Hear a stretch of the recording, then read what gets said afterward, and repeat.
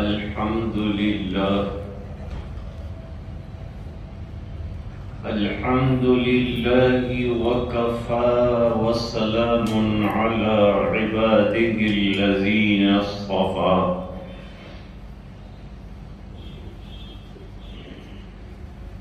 خصوصا على أفضلهم وخاتم النبيين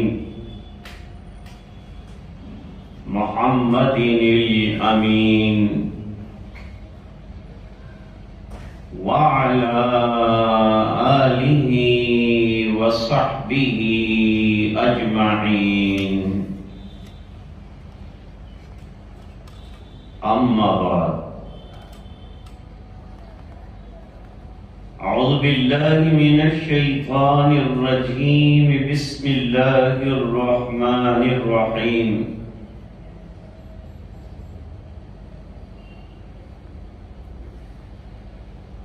والعصر إن الإنسان لفي خسر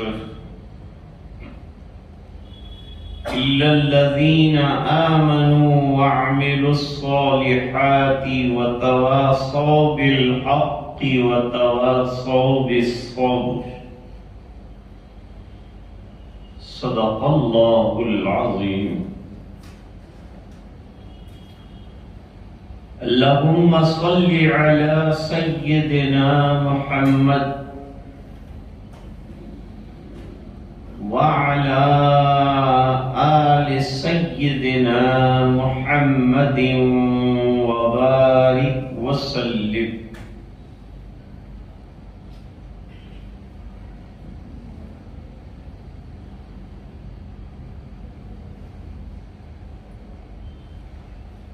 ماہ رمضان کی شکل میں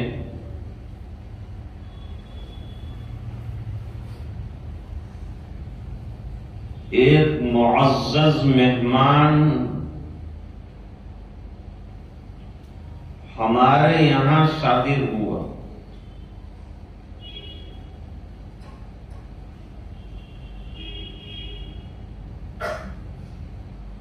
جس نے جتنا اکرام اس مہمان کا کر لیا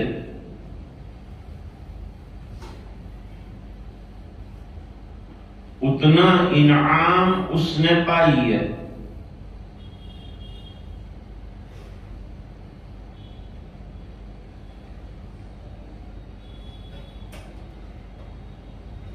اور جو مہمان کا اکرام نہ کر سکا وہ محروم رہا.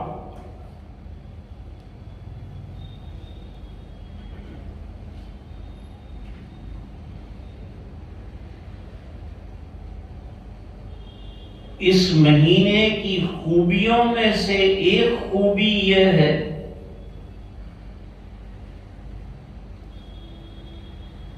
کہ اس مہینے کی برکت سے اعمال صالحہ کرنا اللہ تعالی آسان کر دیتے ہیں. نمازوں کی حاضری، روزہ، تلاوت، ذکر اللہ، دعائیں، توبہ، استغفار،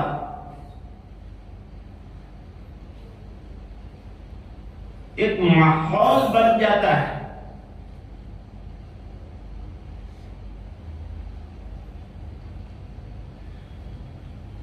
اور جب ماحول بن جاتا ہے تو اس ماحول کے اندر آدمی کے لیے کام کرنا آسان ہوتا ہے.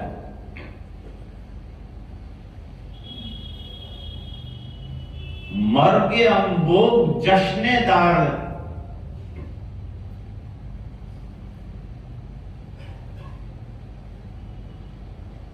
جب کئی جنازے ایک ساتھ ہو جاتے ہیں تو ایک جشن کا سما بن جاتا ہے.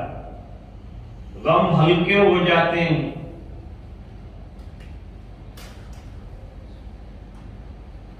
ایک آدھ موت باتیں ہوتی ہے تو وہ صدمے چھوڑ کر جاتی ہے، لاتی ہے.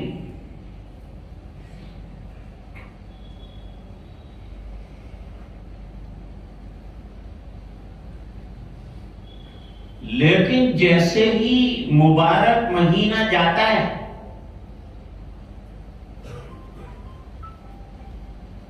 تو پھر وہ اضمحلال کی شکل دوبارہ شروع ہو جاتی ہے.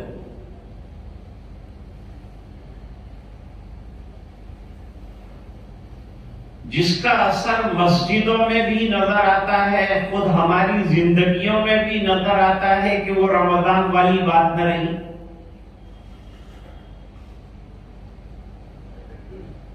کافی کچھ تبدیلی آ جاتی، فرق آ جاتا ہے.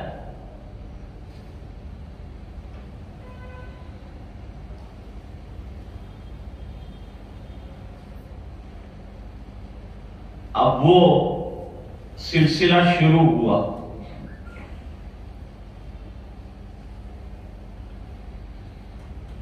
بعض حضرات تو یہ سمجھتے ہیں کہ 27 کو قرآن شریف پورا ہوا، یعنی رمضان ختم ہو گیا. اب تراویح میں بھی سستی آ جاتی ہے، لوگوں میں کمی آ جاتی ہے، مسجد میں تعداد کم ہو جاتی ہے.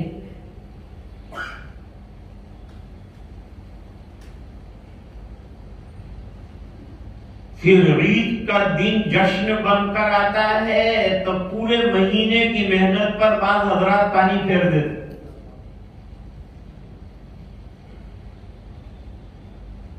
کیونکہ عید کے دن سے ہی جتنی پابندیاں رمضان میں تھی وہ ٹوٹ کر ختم ہو جاتی ہیں، نمازیں چھوٹ جاتی ہے، تلاوت ختم ہو جاتی ہے، مسجدوں کا آنا جانا کم ہو جاتا ہے، بلکہ بعض حضرات تو مووی اور دوسری چیزوں میں منہمک ہو جاتے اور معصیات کا ارتکاب شروع ہو جاتا، جیسے رمضان آیا ہی نہیں اور جیسے کوئی قید سے چھوٹے ہوں.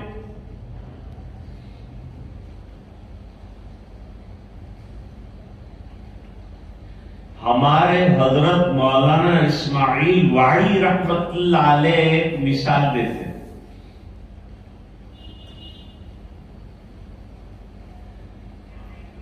کہ بھینس کو صبح میں چرواہا بہترین پانی کے اندر چھوڑتا ہے تالاب میں، اور وہ پورا دن غسل کرتی رہتی ہے اور پانی میں رہنا بھینس کو پسند ہے.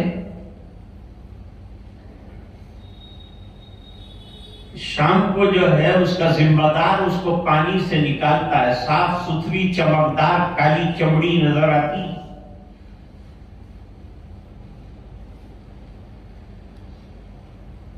لیکن جب وہ گھر لے جا رہا ہوتا ہے تو بیچ میں کیچڑ والا ایک کھڈا آتا ہے جس میں گندا پانی ہوتا ہے، بھینس اس میں گھس جاتی. پورے دن جو نہائی اور صاف کیا، اپنے آپ کو پاکیزہ کیا، وہ سب پر شام کے کنارے پر پانی پھیر دے.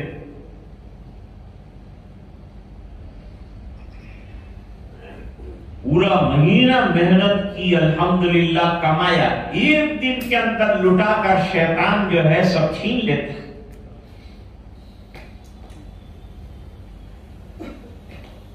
اس لیے عید کا دن معصیت کا دن نہیں ہے، طاعت کا دن، عبادت کا دن ہے. اس لیے شروع بھی کیا تو عبادت سے شروع کیا دن کو، روزانہ کی عبادتوں میں اضافہ ہو.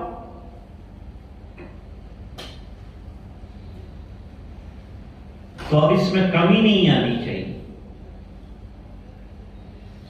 رمضان میں تو سبق حاصل کیا، ہم نے محنت کی، تقویٰ کے گھونٹ پیے، سیکھا، مشق کی تقویٰ، اللہ کا ڈر، مزاج کا شرعی بننا، یہ تمام ہوا. اب پورا سال اس پر مشق کرنی ہے اور اس پر چلنا ہے تو کامیاب ہے.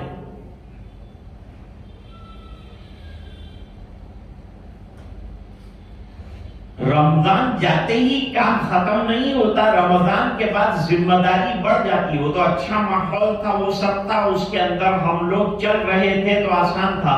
اب ماحول نہیں ہے اور چلنا ہے تو مشکل کام ہے.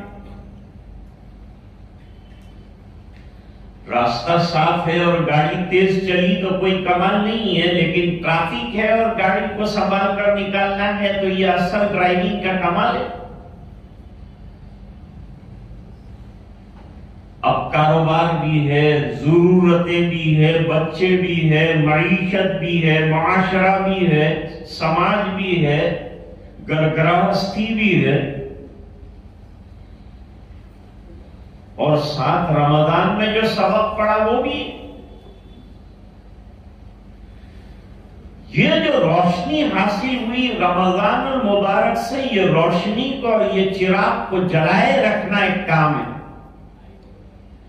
اس کو برقرار رکھنا ایک کام ہے، اور اس کو برقرار رکھنے کے لیے اب مجاہدہ چاہیے، محنت چاہیے، قربانی چاہیے۔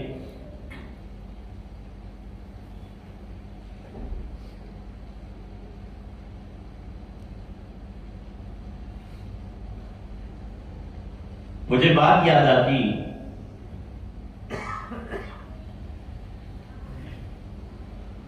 کہ ساؤتھ افریقہ میں تھے ہم لوگ، مختلف اجتماعات میں حاجی بھائی پاڑیا مرحوم کے ساتھ شامل ہوتے تھے۔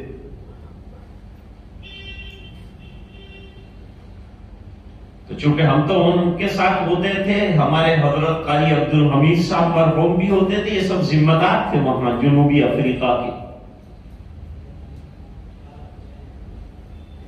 عام طور پر تو مجمع یہ ہوتا ہے کہ بھئی اجتماع ہو گیا، لوگ چلے جائے، کام ختم ہو گیا، بھئی اجتماع ہو گیا، لوگ اجتماع کے لیے آئے تھے، اور اجتماع میں بھی آخری دعا میں لوگ شامل ہوتے ہیں، سمجھتے ہیں بس یہی ایک مقصد۔ حالانکہ 3 دن سے ایک ورک شاپ چل رہا ہوتا ہے، لیکن آخری دعا میں شامل ہوتے ہیں تو کہتے ہیں اجتماع میں شامل ہوتے ہیں۔ کہتے ہیں کہ لب لباب اور خلاصہ اور نچوڑ جو ہے وہ ہم نے حاصل کر لیا۔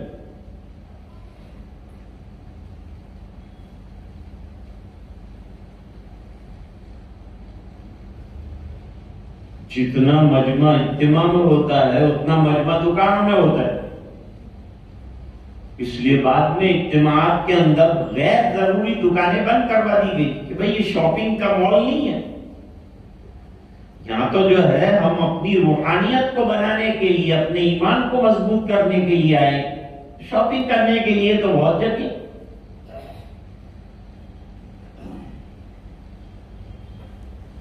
تو ہمارے بھائی فضل کریم مرحوم جو ہیں وہ تو شدید غصے ہوتے تھے، سب دکانیں بند کرا دو، چاہیے ہی نہیں دکان۔ مجمع وہاں چلا جاتا ہے، یہاں سننے کی باتیں ہیں، کام کی باتیں تو یہاں، اور بھیڑ وہاں لگ رہی، یہ کیا ہے؟ اب جو ذمہ دار حضرات ہوتے ہیں وہ اجتماع کے بعد جمع ہوتے ہیں، لوگ تو چلے جاتے۔ اب اجتماع کے بعد جو ہے حاجی بھائی پاڑیا نے جو ذمہ دار حضرات تھے ان کو جوڑا، اور جوڑنے کے بعد فرمایا کہ بھائی اجتماع کیسا رہا؟ جو نویلے تھے انہوں نے تو یہ کہا کہ الحمدللہ بڑا کامیاب اجتماع رہا، لوگ آئے گئے، اتنی جماعتیں نکلی، یہ کام ختم ہو گیا، اجتماع ختم، اور جتنے ٹینٹ تھے وہ سب وائنڈ اپ کر لو، ختم کرو معاملہ، اب دوسرا اجتماع جب آئے گا جب دیکھیں۔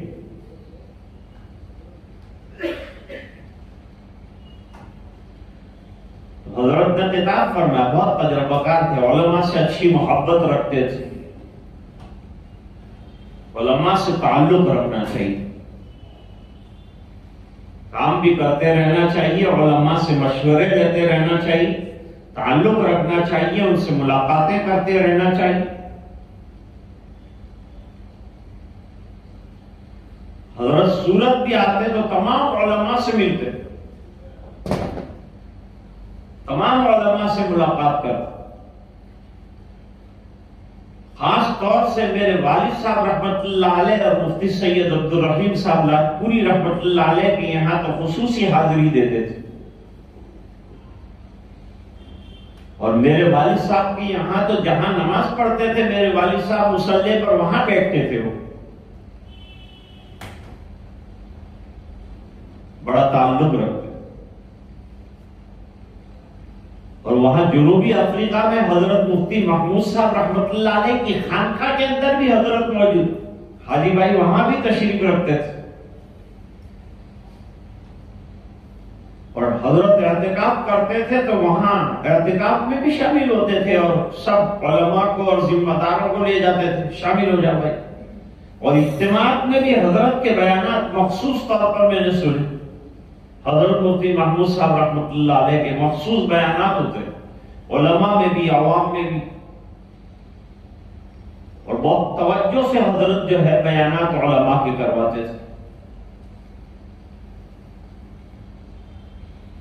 تو اجتماع ختم ہوا، مجمع جڑا مخصوص لوگوں کا، حضرت نے فرمایا کہ تمہارے نقطۂ نظر سے اجتماع ختم ہوا، میرے نقطۂ نظر سے شروع ہوا، اب اصل کام شروع ہو گیا۔ 3 دن علماء نے مشوروں کے اعتبار سے بات کی، بھئی آگے کیا کرنا ہے۔ ایک اجتماع کے بعد دوسرا جو اجتماع ہوتا ہے وہ گزشتہ اجتماع سے جو باتیں ہوئی ہیں ان پر عمل کرتے ہوئے جماعتوں کو لے کر چلنا اور ان کی ذہن سازی کرنا، اور عوام میں وہ اجتماع کی باتوں کو پھیلانا اور پھیلا کر جماعتوں کو نکالنا اور دوسرے اجتماع تک لانا، یہ ذمہ داری۔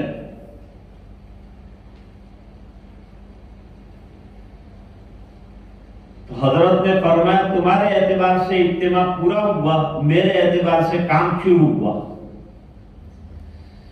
کیونکہ 3 دن علماء نے اور مشورے سے جن ذمہ داروں نے بیانات کیے ہیں وہ تمام ذمہ داریوں کو لے کر اب جو ہے ہمیں چلنا ہے اور عوام میں اس کو پھیلانا ہے اور اس کی دعوت چلانا ہے۔ یہ کام شروع ہوا، تو اجتماع ختم ہونے پر کام ختم نہیں ہوتا، کام تو ہمیشہ رہے گا نا۔ اجتماع ختم ہوا، کام شروع ہے، سرکار دنیا سے چلے گئے، کام جاری ہے۔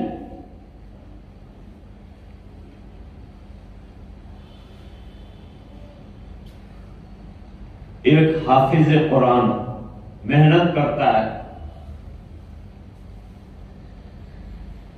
ایک دن ایسا آتا ہے کہ اس کا حفظ مکمل ہو جاتا ہے،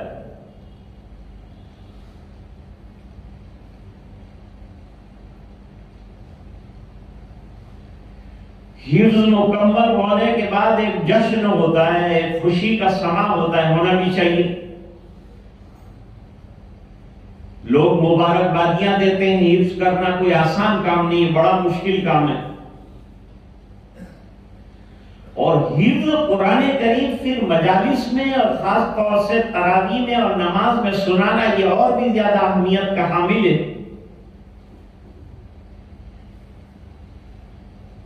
اسی سے قرآن کریم بچتا ہے، بچا رہتا ہے، محفوظ رہتا ہے، ورنہ رفتہ رفتہ آدمی قرآن کریم بھول جاتا ہے۔ الا یہ کہ سنانے کا سلسلہ جاری رکھے، دور کا سلسلہ جاری رکھے، اور پورا سال جو ہے قرآن کریم پڑھتا رہے، تلاوت کرتا رہے۔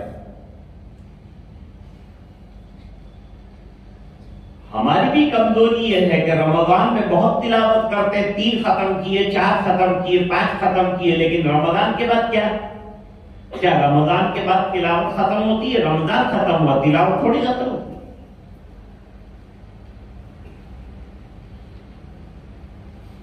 تو اگر آپ 5 ختم کرتے تھے رمضان میں تو 1 تو کرو مہینے میں۔ بھائی ہر چیز کے لیے ہم ٹائم دیتے ہیں، جم کے لیے ٹائم دیتے ہیں، باڈی کے لیے ٹائم دیتے ہیں، کھانے کے لیے ٹائم دیتے ہیں، پخانے کے لیے ٹائم دیتے ہیں، گھر والوں کے لیے ٹائم دیتے ہیں، تو قرآن کے لیے ٹائم کیوں نہیں دیتے؟ اپنے معمولات میں قرآن کریم کو ٹائم دو، اتنی اہم کتاب کو ٹائم نہیں دیں گے تو ہماری زندگی کیسے گزرے گی؟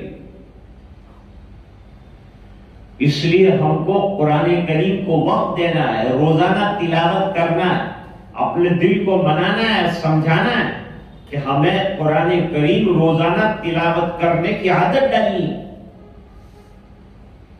نمازیں باجماعت پڑھنے کا مزاج بنانا ہے، جیسے رمضان المبارک میں دوڑ دوڑ کر مسجد میں ہے، ابھی بھی یہ سلسلہ جاری رہنا چاہیے۔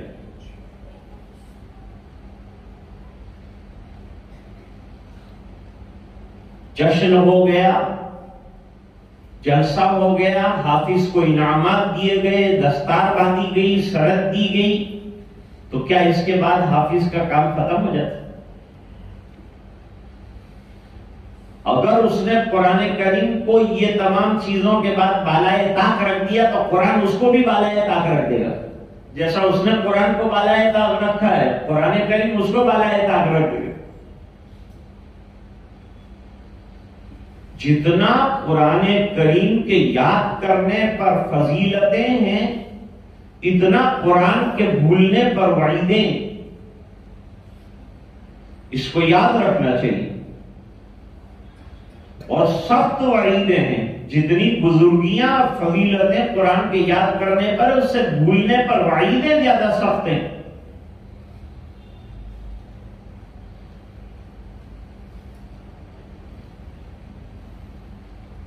تو حفظ کرنے کے بعد ذمہ داری بڑھ جاتی۔ بزرگ فرماتے ہیں جنم روگ ہے۔ جنم روگ کا مطلب یہ ہے کہ بس یاد کیا تو اب اس کو مرتے دم تک لے کر چلنا ہے، اس کو چھوڑنا نہیں، اس کو کرتے ہی رہنا ہے، اس کو پڑھتے ہی رہنا ہے۔ بالکل اسی طرح سے جیسے شادی ہو جاتی، ولیمہ ہو گیا، میاں بیوی ملے، ملاقاتیں ہوئی، لوگوں نے کھانے کھائے، لفافے دیے، فافے دیے، اس کے بعد لوگ جو ہے روانہ ہو گئے۔ اب سر پھوڑی کس کو کرنی؟ ظاہری بات ہے کہ اب میاں بیوی کو اپنی زندگی آگے چلانی، یہاں سے نئی زندگی شروع۔ ولیمے پہ زندگی ختم نہیں ہوتی، شادی ختم نہیں ہوتی، وہاں سے زندگی شروع ہوتی۔ اب پوری زندگی اس رشتے کو نبھانا اور اس کو لے کے چلنا وہ بہت بڑا کام ہے۔ اصل کام یہ ہے کہ اب سنسار کو لے کر چلنا، اب یہ ازدواجی زندگی کو کامیابی کے ساتھ لے کر چلنا، یہ دو پہیے کی گاڑی جو ہے یہ کہیں پنچر نہ ہو جائے اس کا خیال رکھنا، یہ ٹھپ نہ ہو جائے، بیچ میں رک نہ جائے، اس کا خیال کرنا۔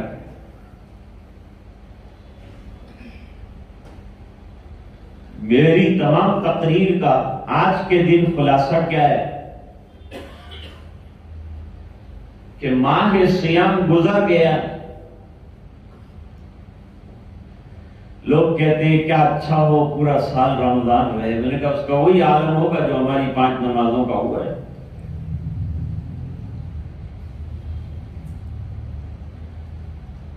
ہم کو صرف یہ غور کرنا ہے کہ کمی کیوں آ رہی ہے مسجد میں، تعداد میں کمی کیوں آئی؟ نہیں آنی چاہیے نا، بلکہ اور جو ہے اہتمام کے ساتھ مسجد میں آنا ہے۔ تلاوت میں اگر کمی آئی ہے تو ذرا غور کرنا ہے کمی کیوں آئی۔ اعمال میں کمی آ گئی ہے تو اگرچہ رمضان جتنے بہت زبردست اعمال نہیں کر پائیں گے ہم، لیکن کم سے کم اتنا تو کریں گے کہ جو معمول کے مطابق اعمال ہیں ان کو انجام دیں، اس کو کنٹینیو کرنا ہے، اس کو برقرار رکھنا ہے، اس کو باقی رکھنا ہے، کیونکہ ماحول ہوتے ہوئے کوئی عمل کرنا آسان ہوتا ہے اور ماحول نہ، اس لیے علماء نے لکھا کہ بھائی رمضان میں حتی الامکان کوشش کرو کہ روزہ رکھ لو، سفر میں بھی رکھ لو، اللہ یہ کہ سفر بہت مشقت دہ ہے تو اجازت دی کہ بھئی افطار رکھے، لیکن اگر ایسا نہیں ہے بلکہ سفر آسان ہے، ایک آدمی اے سی والی کار میں بیٹھا ہے اور اسے بمبئی جانا ہے، روزہ رکھنے میں کوئی تکلیف نہیں، وہاں بھی کام چلتے پھرتے کرنے کا ہے، کوئی تکلیف نہیں، روزہ رکھ لو۔ فرماتے غیر رمضان میں روزہ رکھنا بہت مشکل ہوگا کیونکہ ماحول نہیں ہے، اور رمضان میں ماحول ہے، سب رکھ رہے ہیں تو رکھا جائے گا روزہ۔ تو رمضان میں سب روزہ رکھتے ہیں، ہمارے لیے آسان ہوتا ہے، اب رکھ کے دیکھو اب مشکل ہو، ابھی مشکل کا ایک مجاہدہ ہو گئے، قربانی ہوگی۔ حالانکہ حضور پاک صلی اللہ علیہ وسلم غیر رمضان میں بھی موقع موقع سے روزے رکھتے تھے، ایام 20 کے روزے، شوال کے روزے، اور شوال کے روزے ایک ساتھ شروع کرنا ضروری نہیں اور ختم کرنا ضروری نہیں، بلکہ متفرق مہینے کے اندر الگ الگ دنوں میں رکھ لیا اور مہینے کے اندر 6 روزے پورے کیے تو بھی کافی۔ اس میں بعض بزرگوں کا تفرد رہا، اس حضرات نے کہا کہ یہ روزے نہیں، ثابت ہی نہیں، جبکہ مختلف روایات میں اس کا روزہ ثابت ہے، اور خطیب صاحب نے خطبے کے اندر 6 روزے کی برکتیں اور فضیلتیں بھی بیان کی ہے۔ کصوم الدہر کہا اس کو، کصیام الدہر، پورے سال کے روزے کے برابر جو ہے اس کا اجر اور ثواب قرار دیا ہے۔ اب گاہے بگاہے ہم روزے رکھتے رہیں گے، موقع بموقع رکھتے رہیں گے تو ایک مزاج رہے گا، پھر رمضان آئے گا تو مشکل نہیں لگے گا۔ جب رمضان آتا ہے تو اس سے پہلے مشکل لگتا ہے کہ کیسے رکھیں گے اتنے مہینے کے روزے۔ اللہ نے قرآن میں فرمایا لمبے نہیں، ذہن سازی فرمائی ہے اللہ تعالیٰ نے۔ روزہ رکھنے کا حکم دینے سے پہلے اللہ تعالیٰ نے قرآن کریم میں 7 طرح سے ذہن سازی فرمائی ہے، 7 طرح سے۔ وہ ذہن سازیوں میں سے ایک ذہن سازی یہ فرمائی کہ ایام معدودات، کوئی پوری زندگی کے روزے نہیں، 1 مہینے کے روزے رکھنے۔ یہ اس لیے کہا کہ وہ مدینے میں یا عرب والے جو ہے کنٹینیو اور لگاتار روزے رکھنے کے عادی نہیں تھے، سخت گرمی، دھوپ اور تپش۔ رمضان کو رمضان کہتے ہی اس لیے ہیں کہ رمض کے معنی پیاس کے آتے ہیں، اور پیاس زیادہ لگتی ہے رمضان المبارک میں، تو فرماتے ہیں کہ رمضان کے روزے رکھنے سے کیا ہوتا ہے؟ بھوک پیاس لگتی، فرماتے ہیں ترمز الذنوب، رمضان کے روزے ہمارے گناہوں کو چلا کر خاک کر دیتے ہیں۔ یہ روزے کا فائدہ ہے، ترمز الذنوب کے معنی ذنوب کو جلا دیتے ہیں، خاک کر دیتے ہیں، اور نیکیاں اگاتے ہیں، نیکیاں عطا کرتے ہیں۔ جب سے انسان روزہ شروع کرتا ہے وہاں سے لے کر افطار تک عبادت میں لکھا جاتا ہے۔ اس لیے تو منع فرمایا کہ کینہ، کپٹ، حسد، بغض، عداوت، غیبت، ان تمام چیزوں سے اگر بچے رہے تو روزہ روزہ ہے۔